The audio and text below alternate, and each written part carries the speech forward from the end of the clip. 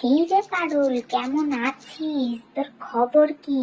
কাল তোদের পাশের বাড়ি মিনা, ওদের বাড়ি থেকে অত রাত্রে চিৎকার চেঁচামেচির আওয়াজ আসছিল কেন রে? আর বলো না ময়নাদি, ওই মিনার মেয়ে তো কাল অনেক রাত করে বাড়ি ফিরেছে, ওই জন্য তো ওর বাবা চিৎকার চেঁচামেচি করছিল। শুনলাম নাকি মারতেও গিয়েছিল।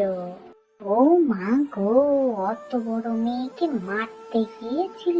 ছি ছি ছি। তা মারবে না তা কি করবে বলো তো দিদি? মেয়ে তো অনেক রাত করে বাড়ি ফিরেছে, মনে হয় প্রেম টেম করছে। হ্যাঁ রে পারুল, তুই ঠিক কথাই বলেছিস, ওর মেয়ে মনে হয় প্রেমই করে। আমার মেয়ে তো আগের দিন বলছিল ওর মেয়েকে নাকি কোন ছেলের সাথে পার্কে ঘুরতে দেখেছিল। আমার মেয়ে বাবা ওই রকম না, সব সময় পড়াশোনা নিয়ে ব্যস্ত থাকে। সেটা তুমি ঠিক বলেছো ময়নাদি, ওর মেয়ে মনে হয় নতুন প্রেম করছে। কিন্তু তোমার মেয়ে তো বললে সব সময় পড়াশোনা নিয়ে ব্যস্ত থাকে, তাহলে পার্কে কি করছিল ময়নাদি?